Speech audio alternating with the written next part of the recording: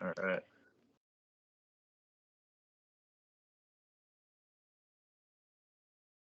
All right, everyone. Welcome to the UK Sangha. We meet every Wednesday. Today we are here with Veda and Aaron. And just before I started the recorder, Aaron was talking about how Dhammarato's teaching of the Dhamma is kind of different than most of the Buddhism you'll encounter, in the sense that it actually goes back to what the Buddha actually taught, and from the original suttas. So there's a path, and then there's like a progression to the path, and then there's like a series of things to do on the path. So the Eightfold Noble Path is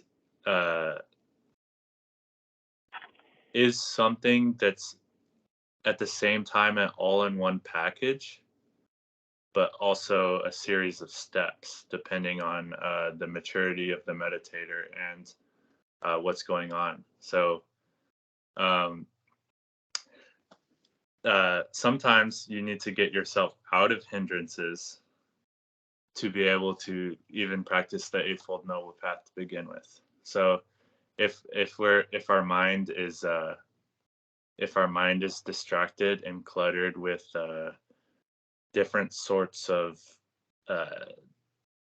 all kinds of negative emotion, which is already misunderstanding of what's actually going on here. The Buddha will take emotions and just put it under the category of feeling. And if we examine like what the actual experience of emotions are, you'll see that it's kind of just like sensations. So it's called Vedana. It's called feeling. So if we see emotions as feeling, it kind of takes the personal identification with it out of the equation. So we can see feelings as feeling. So it's just like a sensation that's appearing. It's arising somewhere, usually in the chest. And what makes it negative? What makes an emotion negative is usually a quality of tension in the body. So we might be feeling a tension in the chest, sometimes a facial tension, sometimes in the shoulders. And there is specific things that we can do to alleviate this tension. And it's not practice loving kindness for all beings of the universe. Or it's not like some simple solution, or it's not saying that like you are consciousness, like, so just be happy. So there's like things we can do. So when we're feeling tensions in the body, we can use the breath to relax those tensions. So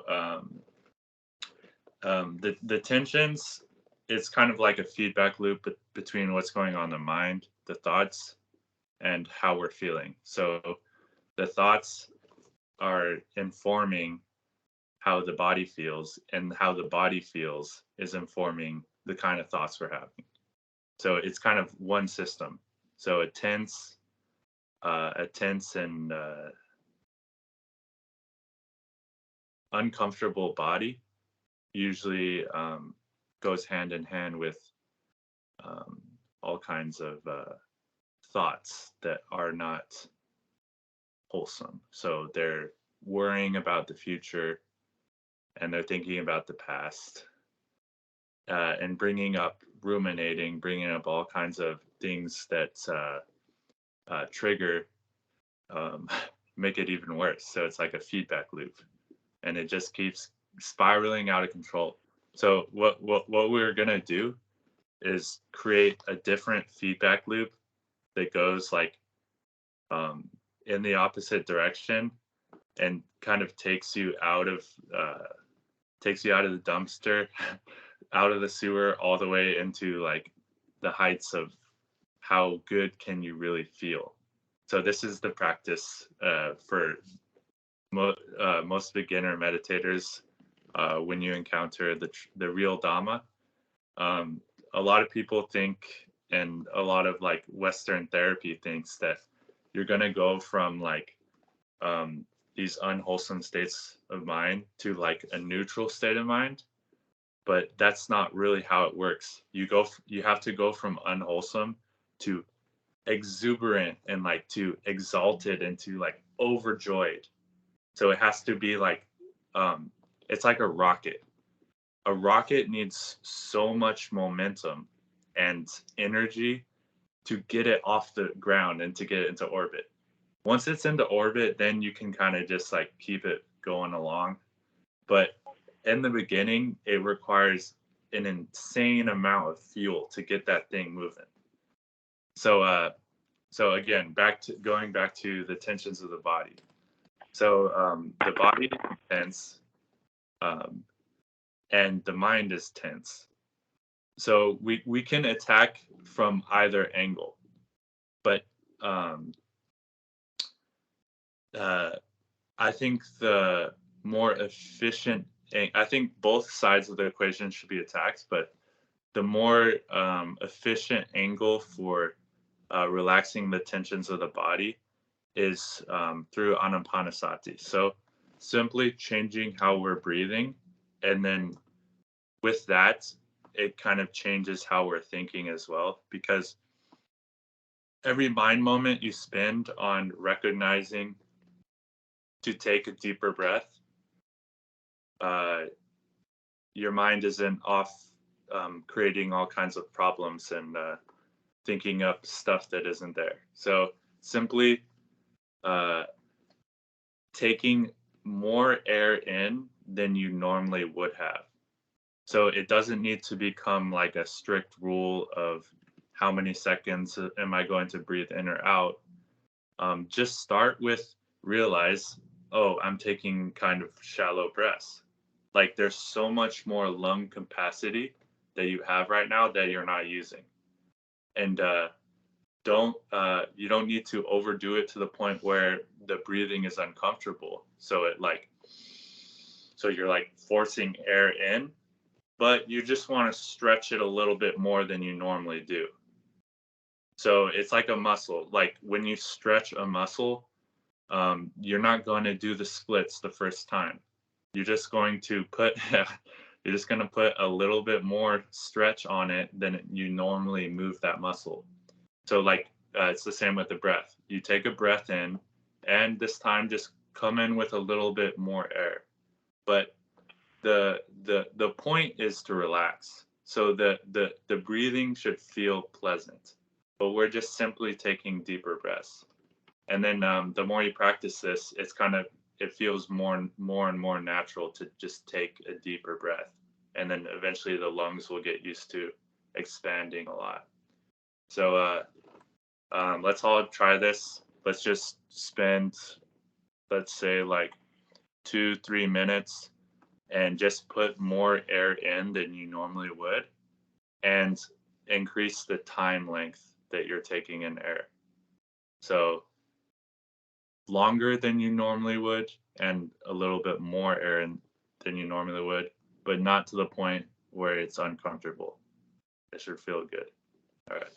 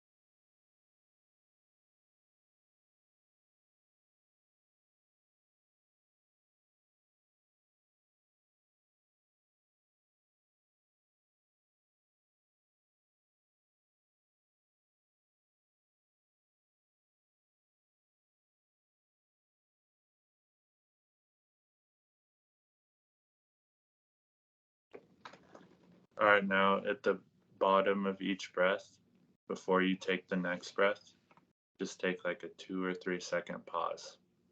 So you release all the air out, let the lungs be empty for about 2 or 3 seconds, maybe even 4, and then start nice and slow back up with the next one.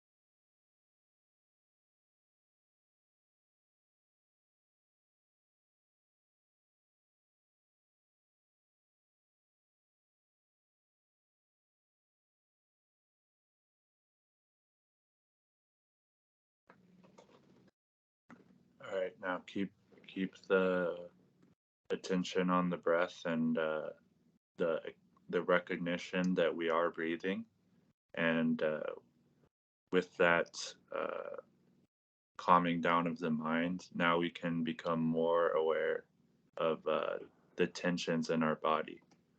So continuing with the long breaths, we can see, oh, I'm holding a little bit of tension in my upper back, or I'm holding a little bit of tension in my legs or in my face. And as we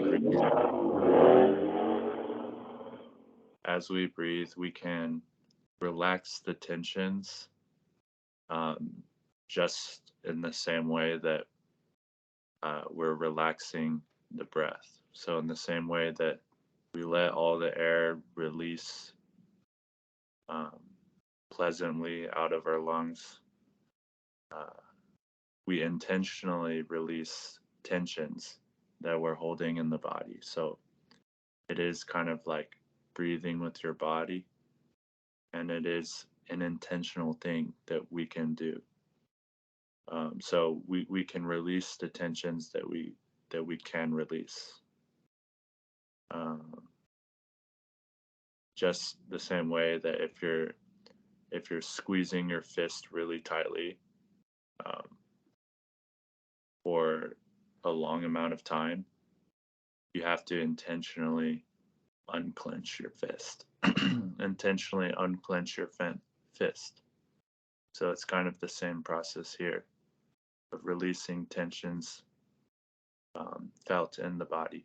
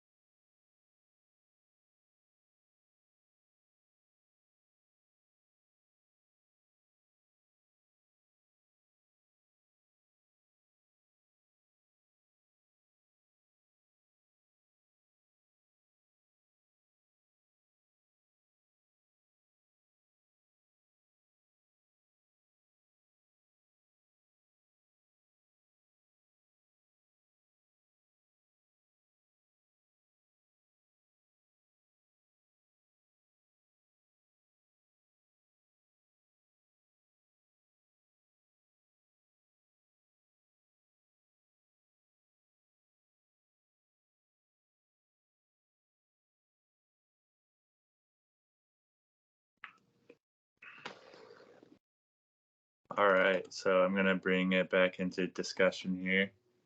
So let's talk about it. Welcome, Robert, for joining. We're just doing a breathing. We're practicing Anapanasati there for a couple of minutes. So yeah, I just want to hear everyone's experience. What was that like? What did it feel like? What did it do? Veda, if you would mind sharing first. I use the box breath from the military context when I need to really be able to control everything on point. And yeah, it's exactly this process, right? It's really setting a control center around everything and calms the whole system very, very fast and very steady down.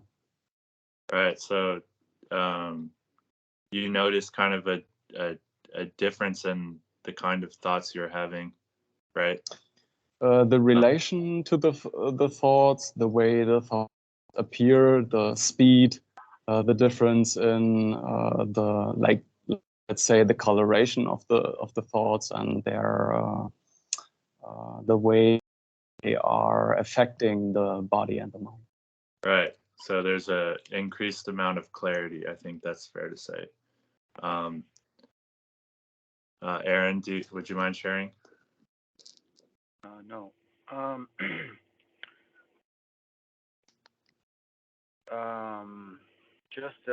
My thoughts were going to sort of the measurement of my comfort level with the end of the breath, whether or not it was extending to the point of discomfort, or sort of the edge of comfort and just the judgment there. And I did at one point feel the muscles holding my head up and my shoulders relax a bit. Perfect. So you can see that it is kind of like a skill. So yeah, you're finding that edge, that zone. Okay, that's a little too much. That was kind of uncomfortable. But this, like when I do it like this, it's kind of relaxing and feels good. So it's an experiential skill. So it's kind of it's not as simple as giving people a formula for how to breathe. It's just general mindfulness, the fact that you are breathing, and to take more relaxing, deeper breaths than we normally would have. So when the body is tight and anxious, actually, usually the breath is always very shallow. So it's like a direct correlation with how we're breathing. And then another thing I'd like to point out is the clarity of mind. So with this exercise, whether your body is relaxed or not, or whatever kinds of thoughts you're having, whether they're unwholesome or not, there's more clarity to what's going on in your experience when you do this. So this is where the work is really done. Is when we become aware of what's going on inside, rather than kind of like in a vague unconscious sleepiness about it. And everything is sort of muddled and mixed together. We don't see our thoughts as thoughts. We see them as me. So we don't see them as what they are. They're just a thought. And we don't see feelings as feelings. We also see those as me, when actually it's just a feeling that's arising in the body. So that's the first step, is becoming aware of the inner state of what's going on inside of you, and then to see that this is dukkha. So that's the first noble truth right there, and that's where most vipassana stops, or most insight traditions stop. They just keep seeing the dukkha. But here we change it. So we become aware of the tensions in the body, and we relax the tensions in the body. And we become more aware of the unwholesome thoughts, and we change the unwholesome thoughts. But with the practice of Anapanasati, it's kind of all in one package. So every time you're doing the practice, that is in and of itself changing the thoughts, because you're spending that mental those mental moments on the practice of coming into a state of satisfaction, and coming into a state of relaxation and clarity and feeling whole. And then this is 100% a subjective thing. So it is a skill, just like any other skill. And how do you get better at any skill is with practice. So you practice this, and I would suggest practicing it sprinkled throughout the day in smaller segments. So it's like do 10 minutes here, 10 minutes there, and then eventually it's kind of like you come to realize how good it actually feels to breathe like this, that you start to just do it like whenever, like all the time. And your body, and once your body is you can get your body to the point where it's relaxed almost the entire day. And when your body is relaxed almost the entire day, we feel safe and secure.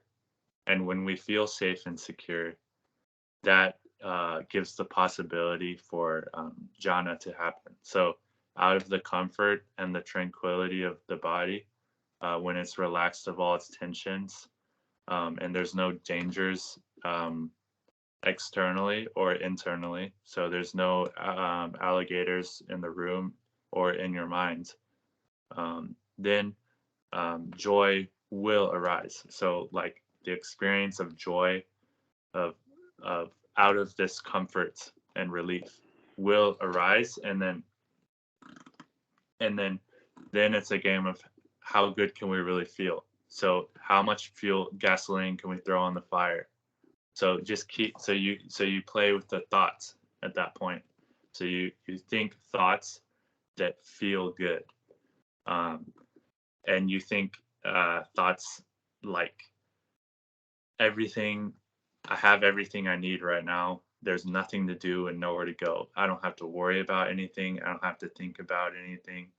Everything is fine and dandy, and I can just sit here and be as happy as I want to be, and get creative. Like that's just something I thought of right now, but I'm constantly doing this if I'm not doing the breathing. And then you can kind of get to the point where your body gets flooded with these pleasurable, tingly goosebumps, and like feeling vibrantly alive. Yeah, Veda, go ahead. If I have the time nowadays, it's very, very difficult sometimes to get off the cushion, because it gets so equanimous and just different than everything else, that even just trying to open the eyes is like moving a mountain. So do you have any relevant advice or help for this? So like you're saying that you can't keep meditating and you have to do something? No, the other way around. I can't do anything but meditating.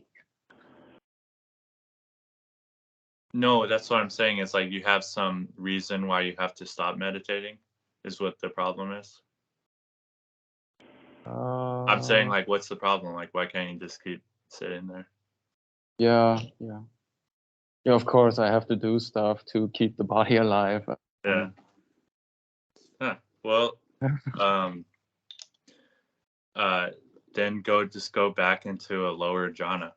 Like, if you're in a deeper jhana, if you're in equanimity and everything is just still and equanimous, that's just comes out of the aspect of all these previous joy, all this previous tranquility calming down. But if you need to start things back up, you can simply go back into first jhana and go with the wholesome thoughts of, okay, I get to go do, I get to go to the grocery store now. That's fun. I get to look at different things I need. I get to experience different sensation and visual experiences. Like, and I can be aware of how relaxed the body is and how good I'm feeling simultaneously with this. And I can go see my friend the cashier and have a good party with everyone. So you can just go back into first jhana and then keep it rolling. So you keep the good feelings rolling and you go about your business. So the problem with most meditators, if they find themselves into jhana, they may get into like a higher jhana of like second or third, where they're just experiencing wow, how good you're feeling, and you stop thinking about it. And a lot of times they'll go from second jhana to no jhana, because the mind will be amazed with how fantastic the experience is, and you'll be you might start craving for it, and maybe some unwholesome thoughts will arise. Like for me, I had this experience before, like, I don't want this to end, and like something's gonna ruin this. So like, I think we've all had that experience of when we're having a good time, we're just having a good time, but then somehow there's a party pooper thought that comes in that kind of poops the party of, oh shit, I got to do this tomorrow though. Like, I'm having a good time right now, but I got to do this tomorrow, so I can't have a good time right now. So realizing that this is what poops the party is that first unwholesome thought.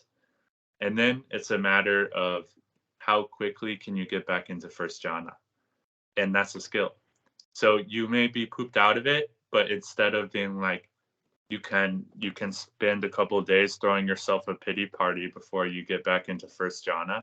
Or you can realize, oh, I pooped myself out of it. This is an opportunity to practice getting back into a wholesome state.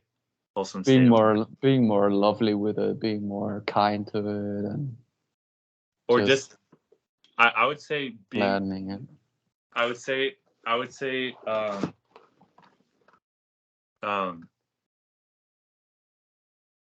so loving kindness comes out of all the joy and all the relief that you experience from correct practice. So when you're having such a good time, you can see this anywhere. You're going to be nicer to other people. Like when you're in a good mood, you're simply going to be more loving and more kind to other people. So loving kindness is the effect of good practice. I wouldn't say that it's a practice in and of itself. That's not what I meant. That's what. I'm talking more from the ordinary perspective words, but what I mean is, it's coming from a wisdom-based approach. It's the approach itself. It's the practice itself that makes it more smooth, more receptible to the positive aspects of what is happening. Yeah. Okay, so changing things from unwholesome to wholesome. It's that simple. So a wholesome thought arises, an unwholesome thought arises, that kind of kills our mood, kills the vibe. And the next best wholesome thought that you could have would be, aha, I see you. Like, I see this unwholesome thought. Yeah. There it is. Yeah. And it's the same repetitive cycle. So it's like there's the joy of discovery there. Yeah. And that would be taking something that would go spiral down into kind of a dumpster fire direction and simply sidestepping out of it. And you have to evoke it though. I mean, you have to evoke it though. You have to embody this kind of attitude. It's right. It's the right attitude, you know, in the whole system. It's not just the thought. It's the thought and the say like the sankhara is not just it's not just only a whispering thing, like Daniel Ingram always says. Thoughts are just the whispering little things for him right now, and it's not just the flicker in a certain part of the brain. It's the whole experience. Yeah, so there's different mechanisms that are working together that cooperate to create the experience we're having. And then there's different levels of maturity even within yourself. There's the internal adult, and then there's the more instinctual level of the brain, and then there's the inner child. So it's the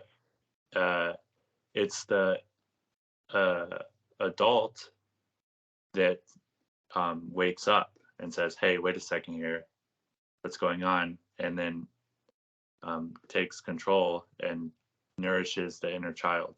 The inner child would be the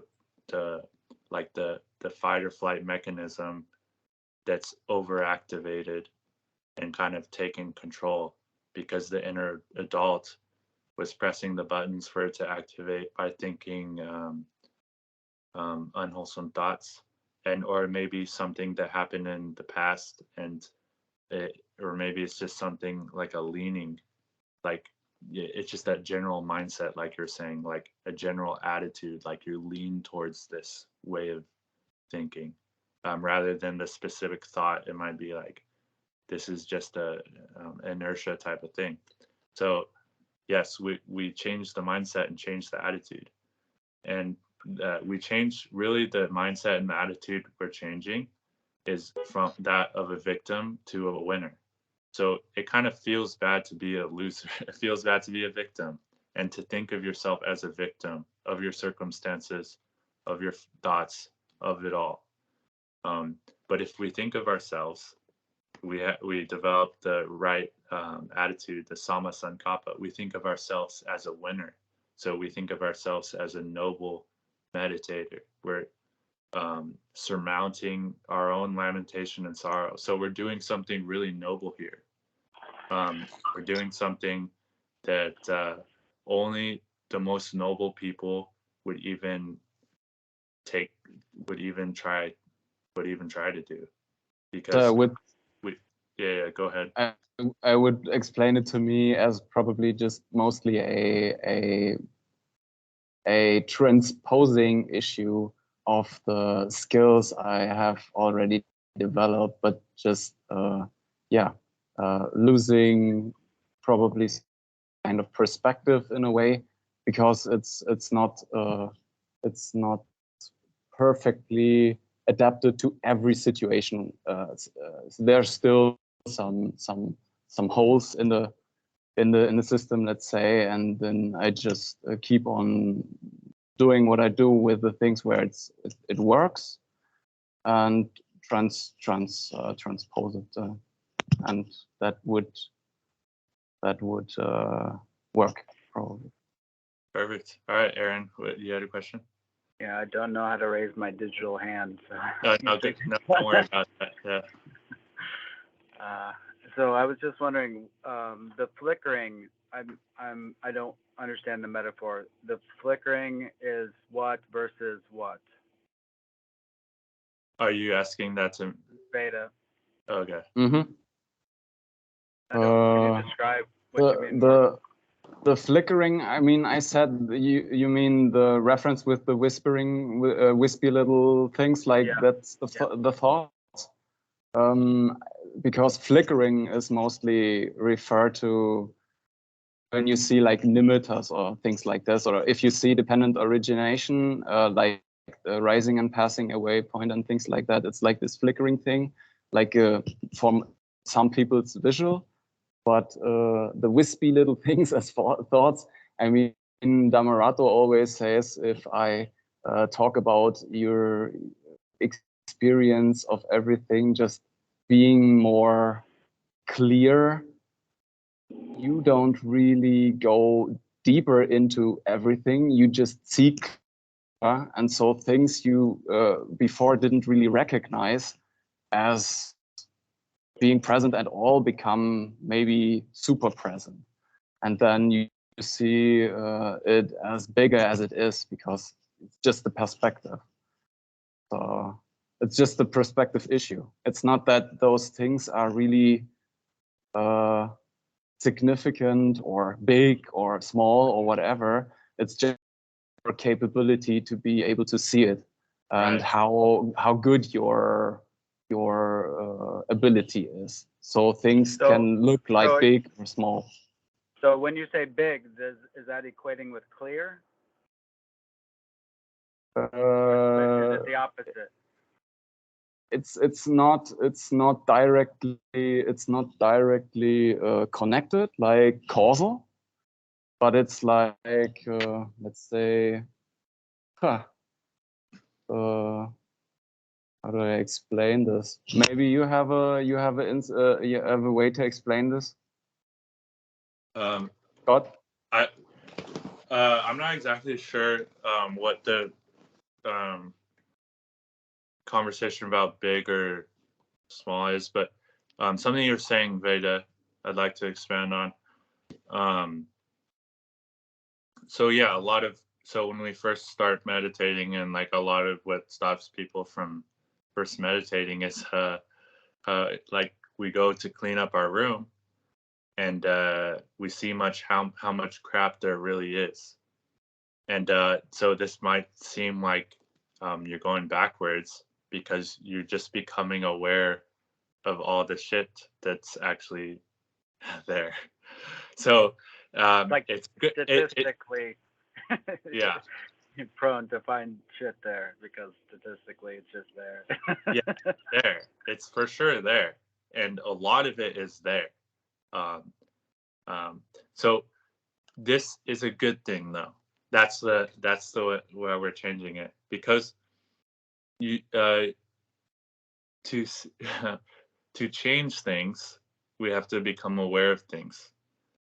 So it's kind of coming into a reasonable sanity and clarity of what's going on inside of you, and to see that all these habits and tendencies, and that can be very discouraging with the wrong attitude. So when you see all this crap that there really is under the hood, that is a good thing in the sense that we found Mara, like we see Mara, we've found dukkha. This is the first noble truth. There it is, there's dukkha. And we don't have to worry about all of it. We don't have to get overwhelmed. Just start with the first thing that pops up. Just this thought that's happening in this moment, and this moment, and this moment. So it's that first empty water bottle in the dirty room. You don't have to worry about the stains on the carpet or the shit that's like all the dust that's under in the crevices, and the like a rotting apple core or something. Just the first thing that pops up, and then you can start to have fun doing this.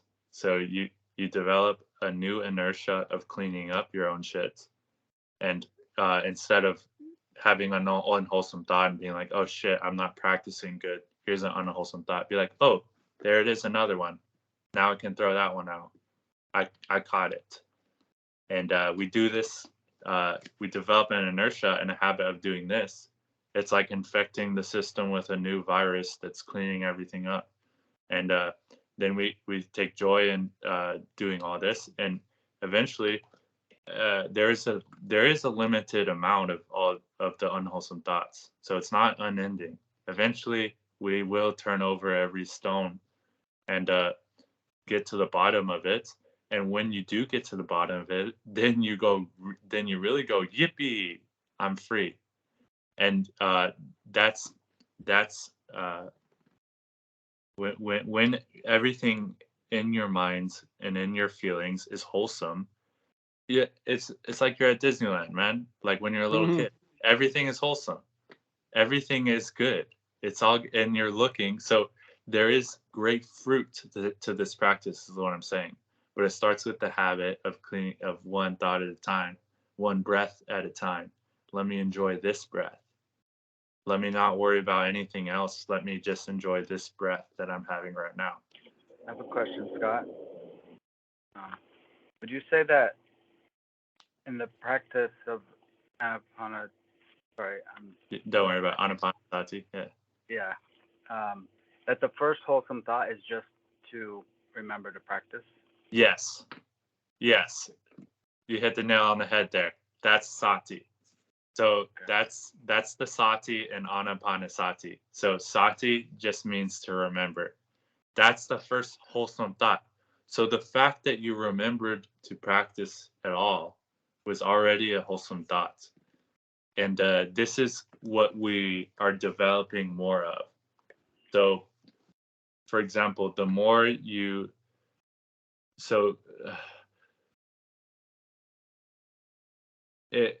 we can think about it this way. The opposite is true, is that if we're remembering something unwholesome over and over, we're going to develop the habit of always remembering that. And that's when, so that's how people's traumas propagate themselves. So something traumatic happens and we develop the habit of remembering and remembering and remembering it.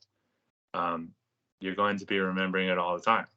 So it's like the same mechanism here, but for the Dhamma. So we're remembering to breathe, remembering to take a deeper breath. And we develop the habit of remembering and remembering until we're remembering all the time. And there's kind of an unremitting remembrance. It's the most healthy addiction you can have, you know? It's like it doesn't cost any money to breathe. It produces pleasure response. We're hacking the brain, okay, to get our fix of dopamine, our fix of whatever. If you want to think about it like that, that's what we're doing. We're getting our fix. It's like a drug. And the only way to get our fix is to remember to get our fix, not from something else that we need that we don't have, but something we always have. We're always breathing. You're gonna breathe up until the point you die. So enjoying breathing is synonymous with enjoying being alive. So we're changing this thing from being a victim of life to being a champion of life, because we're literally enjoying every breath that we take. So that's a big difference, and that will have an effect when we practice that. So we practice that over and over.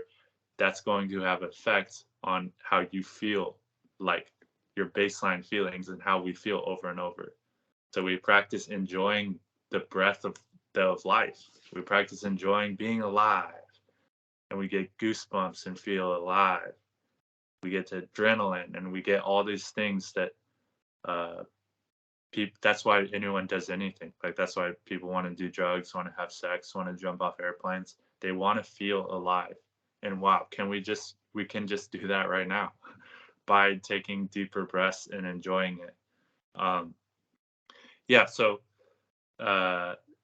that has a dramatic effect on the body and the mind. And once things are calmed down and the body is tranquil and the mind is unified, right, samadhi, then we're collecting all the Eightfold Noble Path. So when you're feeling good, when you're feeling satisfied, when you're feeling alive, you're not going to do unwholesome things. So like you're not going to kill anyone. You're not going to take what's not yours. You're not going to commit sexual misconduct. So all these things that come along with Buddhism, Dhammarato teaches, is an outcome of correct practice. It's not like a Christian thing of like follow these rules. It's a so we come into such a wholesome state that naturally you're just going to be a kinder, better person. And then now once the body's satisfied, once everything is calmed down, once everything's brought together, the mind is clear, we can see things as they are. So we can do insights much more effectively. So we can see impermanence, like we can see how all of our experience are arising and vanishing. So things are constantly changing when we experience all these senses and the minds and the mind objects. They're not staying the same. So they're constantly arising and they're constantly vanishing. But I'm sorry. Yeah, and, man. and one little way of, let's say, looking at this from perspective would be that if your attachment to all those thoughts, for example, gets less and less and less, they're not so dominant anymore, and then they could be only left as wispy little things. That's the way to put it. Right. So it's only one part. It's only a very small fraction of what all the totality of our experience. Yeah, we're experiencing all this stuff, actually a flood of information everywhere.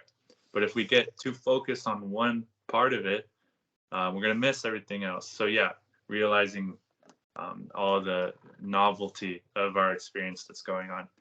That's a good point, Veda. And then realizing so what is the nature of that experience would be insight. But only a mind that's fit for work to do that can do this. So a mind that is whole, unified, brought together. So it's not in sloth and torpor. It's not in craving and aversion. It's not thinking about other people. Like there's no ill will. It's just here and it's just satisfied. So then we can see all of our experience, it's arising and vanishing. That's impermanence or anicca. And we can see it's not self. So the fact that we're seeing it means it's far enough away from you to not be you. So our thoughts are not self, the body's not self. All of it is not me. So there's a kind of disenchantment with it, a detachment from it. We don't lust for it. We don't crave for it. And so there's equanimity there. And we can see that anything, because it's impermanent and non-self, it's not going to be satisfying. So nothing is going to satisfy us. And we think that something is going to satisfy us. That's what keeps us in a state of craving. It's the belief that something out there, or even a feeling, or even a jhāna, will satisfy us. But because it's not you and because it's all changing, none of it will ever be truly satisfying. So this is the three characteristics. And then seeing it clearly as it actually is in your experience, that's the way out of suffering. So that would be the third noble truth. So first noble truth, this is dukkha. This is suffering. Second noble truth, this is the source of suffering. So this is how I'm creating my own suffering. Third noble truth, this is the cessation of suffering. And fourth noble truth, this is the way leading to the cessation of suffering. And then to see these truths experientially, that's the Dhamma. And it can be, you can get into the nitty-gritty details, and there's a lot of nuance to it, but the Buddha only taught one thing, suffering, or in the cessation of suffering. But Dhammarato always says, even suffering is a bad translation. A better translation would be dissatisfaction. Because no one wants to say that they're suffering. Like, you're gonna ask someone like, "Hey, man, are you suffering?" They're not gonna say yes. I mean, unless we're really suffering. Even if we are really suffering, probably not gonna admit it to other people. So, but most people can admit that they're a little dissatisfied most of the time. So this is another translation for dukkha is dissatisfaction. Depends on the culture. Yeah, it depends on the culture. But dissatisfaction starts small, and again, it gets bigger. So the practice, again, developing that remembrance, developing that sati to catch it in its infancy. So, we just have a little bit of dissatisfaction. We're a little bit dissatisfied. We're a little irritated. And then you can catch that at the root of it before it develops into something, into a dark night of the soul, or into like a whatever, into a rock bottom, into a angry, into a perpetual anger, into all this other unwholesome stuff. And if we can catch it quick, we can stop it from developing there. Rather than it developing that way, it's fine. We just wake up out of that too. But the more quick-witted you become, the more skilled you become in the practice, catch it when it's just at a little bit of dissatisfaction. And you catch it when it's just at a little dissatisfaction, then you cut it at the root. And you can see, you can release that dissatisfaction. You could see really clearly the Four Noble Truth. This is dukkha. This is the origin of dukkha. This is the cessation of dukkha. And this is the way leading to the cessation of dukkha. And catching it at just a little bit of dissatisfaction, you see that it more clearly, because you're not, it's not as big of a deal, so to speak, than when you're in the depths of dukkha and then getting yourself into an overjoyed state and like, wow, this is amazing, the Dhamma, and this stuff really works. You're a little bit, it's so fantastic that you're kind of too distracted by how amazing it is to really see the mechanics. So then, but that's the first step, is like getting yourself into a really overjoyed state. And then you can start to see the same process in more subtle levels. But it starts with remembering the breath and sati. All right, so I think that's good. If anyone has any more additional comments or questions, please go for it. I have a comment. Yeah. So it seems like there's so much